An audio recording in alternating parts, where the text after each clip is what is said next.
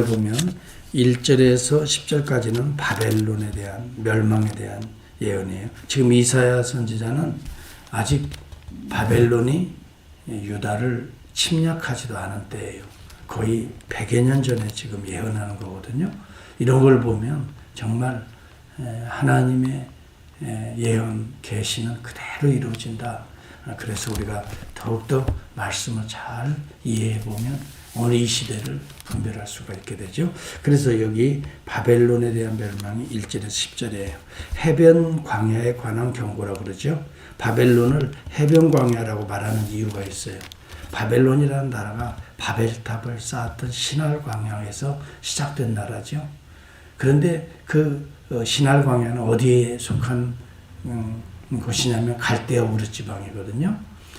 티그리스와 유프라데스 강 사이에 주변에서 바로 나라가 시작한 거예요. 그러니까 티그리스 강, 유프라데스 강들이 자주 범람하였어요. 그러다 보니까 이 해변에 광야를 이루게 되는 일들이 많아서 바벨론을 특별히 해변 광야라고 별칭을 붙였던 거죠.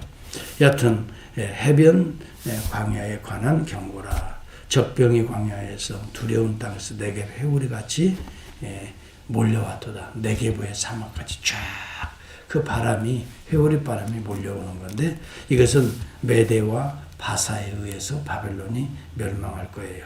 그게 바로 나라까지도 여기 2절에 소개되고 있어요.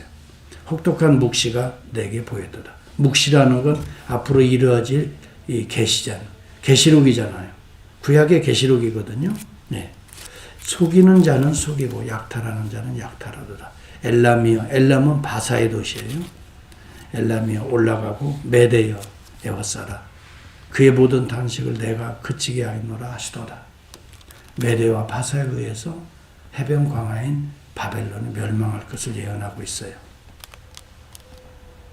이러므로 나의 요통이 심하여 해산하는 여인과 같이 고통이 엄습하였다. 괴로움이 지금 엄습하였다. 결국 바벨론은 539년에 메대와 바사, 페르시아에 의해서 멸망해 버리고 말아요. 이것이 이사야 때 예언되었지만 죄송합니다. 결국 100년 이후에 메대와 바사에게 망해버리고 마는 거예요.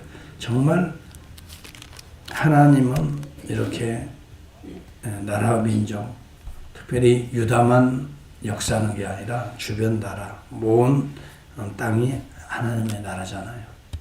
이렇게 역사하셔서 주도적으로 나라와 민족을 흥망성쇠를 주도적으로 역사하시는 거예요. 어느 때 흥망합니까? 어느 때 망합니까? 여기 본문에 보면 5절 이하에 보면 망하는 이유가 나오죠. 바벨론이요. 9절에 보면 조각한 신상들이 다 부서져. 9절에 보면 바벨론이요. 이제 구체적인 이름이 나오죠. 그들이 조각한 신상들이 다 부서져 땅에 떨어졌도다. 바벨론의 멸망을 뭐라고 지금 한마디로 요약하면 조각한 신상들이 다 부서졌다. 바벨론은 우상의 나라라는 걸 말해주는 거예요. 하나님은 우상을 멸절시키기 위해서 바벨론을 멸망시키는 겁니다. 우리가 이것을 알아야 됩니다. 세상의 흥망성쇠는 우상입니다. 하나님 말은 하나님 믿는다, 하나님 중심 기도도 하고 하나님 하면서도 정녕 행동하는 거 보면 자기 생각. 왜? 자기가 우상이 되어 있다 이 말이에요. 자기 판단이에요. 하나님 판단이 아니에요. 이것이 바로 오늘 이 시대의 모습들이에요. 그래서 결국은 오늘날의 우상은 뭐냐? 과학과 현대 문명이 우상화되어 있어요. 물질 문명이 우상화되어 있어요. 그리고 인본주의가 우상화되어 있어요. 그러니까 여러분 잘 생각해 보세요. 여러분 자신 한번 판단해 보세요. 과연 하나님 중심이냐? 하나님의 뜻이냐? 아니면 말은 하나님이라고 말하고 고백하고 기도하고 주님 기도할 때는 하나님인데 막상 가는 길 보면 다 인간적인 생각들, 자기 판단에 따른 행동들, 그렇죠? 그리고 물질이 어디에 편안한가, 어디에 물질이 많은가, 물질 중심. 정말 하나님의 뜻에 따라서 정도의 길을 가는 사람들이 참 희박해요. 진짜 적은 소수예요. 저와 여러분은 이 길 가야 됩니다. 바벨론은 일순간에는 멋있게 보이고 화려하고, 이스라엘이 BC 586년에 의해서 유다가 망하죠. 그때 바벨론이 최고의 강대국이죠. 아수르도 멸망시켰죠. 최고의 나라는 바벨론이에요. 흥하는 것 같아요. 일순간이요. 50여 년 이상을 못 견뎌요. 그리고 하나님은 페르시아를 일으켜서 바벨론을 멸망시키되 바벨론의 모든 우상들을 다 깨뜨리시는 거예요. 이렇게 예언되어 있는 것을 보면 오늘날 이 시대도 수많은 우상들을 하나님은 깨뜨리실 거예요. 우리의 우상도 다 깨뜨리실 거예요. 우리가 이것을 생각해야 돼요. 그러면서요, 바벨론의 고관들의 모습을 봐요. 너희 고관들아 일어나 방패와 기름을 바를지어다. 이 말은 전쟁이 일어날 터인데 빨리 준비하라는 거예요. 이게 무슨 말이에요? 오늘날 지금 영적 전쟁들이 일어나는 거예요. 그런데도 준비하지 않고요, 너희들은 파수꾼을 세우고 먹고 마시는데 지금 집착하고 있구나. 이게 5절에 나오죠. 참으로 우리가 영적 파수꾼을 세우지 않으면 안 돼요. 정말 깨어 있어야 돼요. 지금은 예배도 방해하고요. 지금 시대가 그러잖아요. 모임도, 성경 공부도, 기도 모임도 이제 없어졌잖아요. 정말 같이 모여서 하나님을 향해서 기도하고, 함께 모여서 정말 머리를 맞대고 주의 뜻을 구하고, 정말 하나님의 뜻이 무엇입니까? 겸손하게 내려놓는 것이 아니라 자기의 뜻과 맞지 않으면 그냥 여러분 정말 이것이 이 시대의 우상이라니까요. 저는 하나님이 이제야말로 한 사람 한 사람을 다 테스트하고 있구나. 이제야말로 정신 차리지 않으면 안 되겠구나. 저는 더 바짝 긴장하고 기도할 때라고 저는 생각해요. 오직 세상, 현실, 지금 현재의 문제, 이 주변 환경을 보고 우리가 마음에 결정해 가는 게 아니라, 이렇게 저렇게, 그게 아니라 하나님의 뜻을 보시면 심플해요. 복음을 지켜내는 거. 그렇죠? 진리를 사수하가는 거. 십자가를 지고, 그것이 고난의 길이라 할지라도, 어려움의 길이라 할지라도, 이사야가 3년간 부끄러움을 개의치 아니하고 복음을 전했잖아요. 하나님의 뜻을 전하잖아요. 사람들이 얼마나 부끄럽게 이사야를 여기겠어요. 옷도 다 벗고 네이키드 된 모습으로 신발도 벗고 3년 동안. 이게 누구를 가리키는 거예요? 예수 그리스도의 순환을 예언하고 있었던 거예요. 예수 그리스도는 이 땅에 하나님의 옷도 다 벗어버렸죠. 그렇죠? 하나님의 신발도 다 벗어버렸죠. 인간의 정말 더럽고 추한 네이키드한 거예요. 예수 그리스도의 입장에서 보면 사람의 몸이 되었다는 건, 하나님이 사람이 되었다는 건 다 벗어버린 거예요. 부끄러운 거예요. 수치를 입고 이 땅에 사실은 베들레헴 마구간 짐승들이 먹는 여물통 위에 예수님이 탄생하시는 것이 바로 그런 장면이에요. 그렇게 그려내고 있는 거예요. 예수님이 오셔서 육체에 겪을 고난을 다 겪으시고, 사람들에게, 자기가 창조한 사람들에 의해서 비난과 핍박과 조롱과 멸시를 마침내는 그들에 의해서 십자가에 지기까지 3년간 그러셨잖아요. 부끄럽게 30년. 공생의 자체도 그랬지만, 아니 사상의 자체도 그랬지만, 공생의 3년간 생각해보세요. 얼마나 수치와 모멸과 박해를 당했어요. 그렇게 기적을 베풀어 하나님 되심을, I am who I am을 그렇게 외치는데도 누가 들었어요? 제자들도 같이 곁에서 그걸 보면서도 정령 십자가 지할 때는 뿔뿔이 나 몰라 아이고 나는 내 살 길 가야 돼 그랬죠? 여러분 정신 차리지 않으면 정도를 벗어나게 되는 거죠. 여기 그 다음에 두마에 관한 경고 에돔에 대한 이야기가 11절 이하에 나와. 두마는 에돔을 말합니다. 사람이 세일에서 나를 부르되 파수꾼이여 밤이 어떻게 되었느냐 파수꾼이여 밤이 어떻게 되었느냐 이 말은 언제 아침에 오겠느냐 11절에 파수꾼이 이르되 아침이 오나니 밤도 오리라 내가 물으려거든 물으라 너희는 돌아올지니라 이 말은요 아침이 오나니가 아니라 아침이 오는 듯 하지만 곧 밤이 올 것이다. 너희들이 너희 마음대로 육체의 정욕대로 안목의 정욕대로 눈에 보이는 대로 이생의 자랑대로 편리한 대로 나가다 보면 아침이 오는 듯 하지만 밤이 오리라 이 말이에요. 제가 언어를 가지고 잘 분석해 보니까 그 언어 그 내용들이 번역이 약간 여러분들이 좀 오해가 될 것 같아요. 이들이 에돔이 왜 망합니까? 아수르에게 조공을 바치면서 뭔가 또 피해 보려고 잠깐 동안 평안을 유지해 보려고. 여러분 어려움이 올수록 정도의 길을 걸어가야 돼요. 어려움이 올수록 정도를 걸어야 돼요. 순간적으로 피해서 뭔가 모면하면서 뭔가 아니라게요. 잠깐의 평안입니다.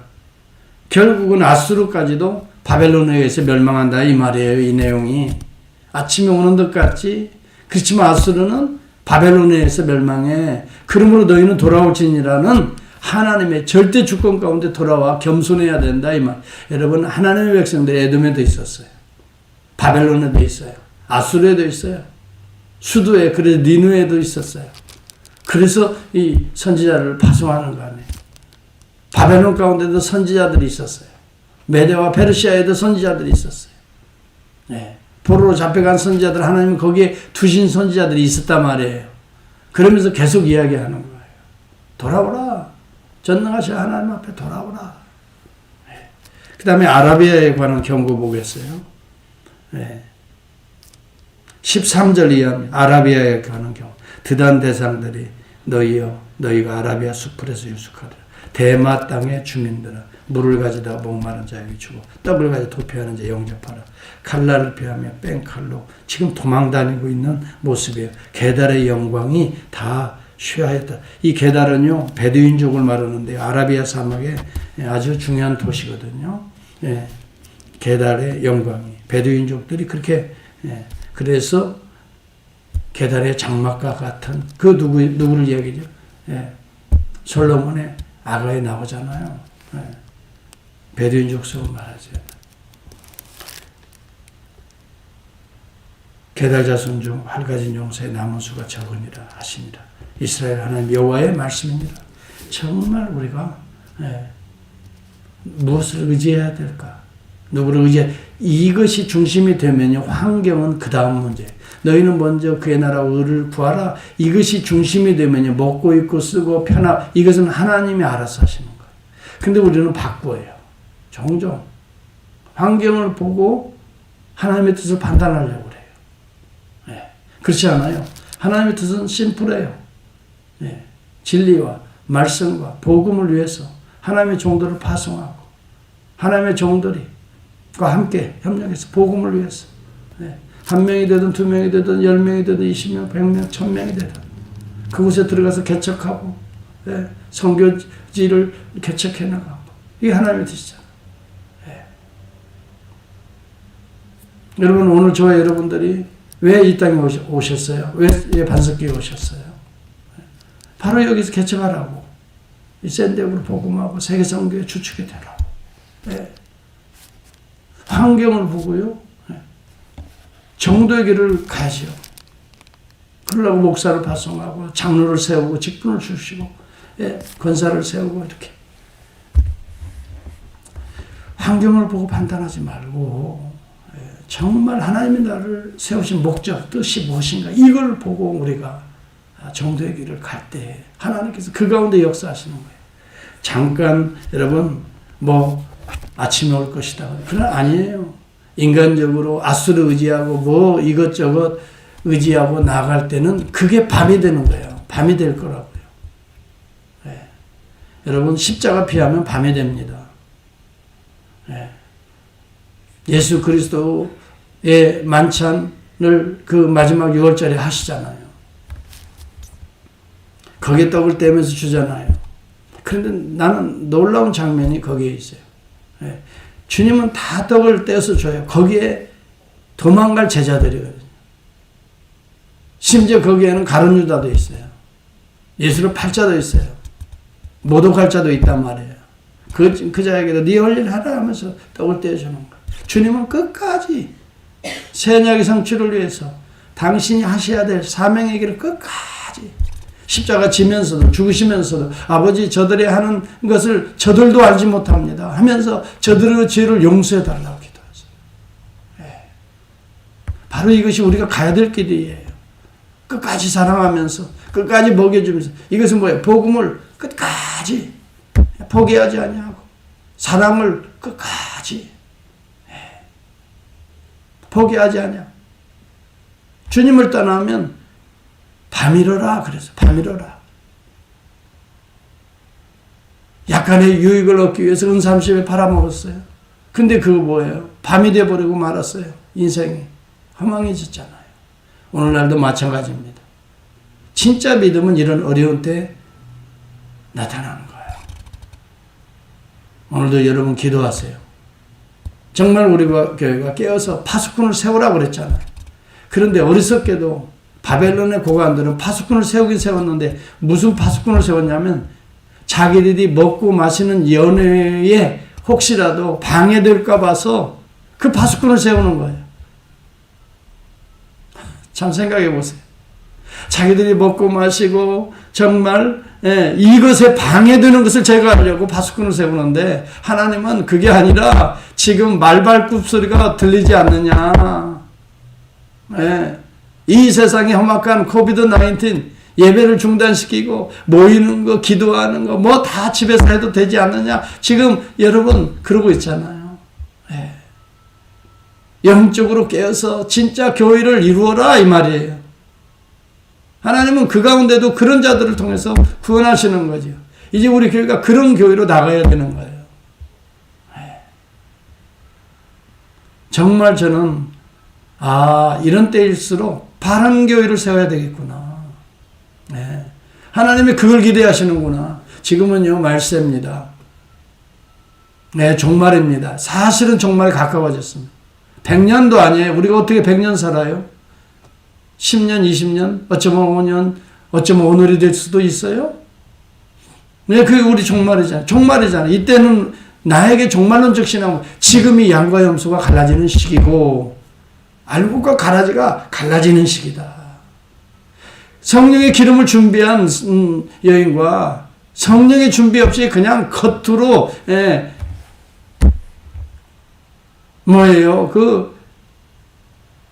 겉으로 화려한 등만 가지고 있는 사람과 정말 성령이 기름 붓고 운행하시고 하나님이 말씀하시고 그것에 대해서 순종하는 성령의 기름이 준비된 여인과는 다른 거죠. 여러분 오늘도 기도하면서 저는 분명히 말씀을 드리고 있어요. 하나님의 종이 하나님의 계시의 비밀을 설교하면서 분명히 우리 교회의 현실을 바라보면서 바르게 얘기해주고 있어요. 각자의 믿음대로 될 거예요. 여러분 정도의 길, 십자가를 피하면 안 됩니다. 저도 십자가 피하지 않습니다. 끝까지 주의 나라와 의를 먼저 구하면서 나갈 거예요. 여러분 정말 이 메시지를 듣는 여러분들이 여러분 개개인의 신앙들을 이제는 점검하면서 하나님 앞에 정도의 길, 중심, 판단의 중심, 핵심, 복음, 진리, 교회, 여러분 그의 나라와 의 중심을 가지고 오늘 그것을 붙들고 씨름하면서 주여 도와주소서. 주여 내 이 복음을 위해서 오늘도 니느웨로 들어가겠습니다. 한 영혼을 건지겠습니다. 주여 주의 메시지대로 오늘 살겠습니다. 살아내겠습니다. 힘 주세요. 성령님 역사해 주세요.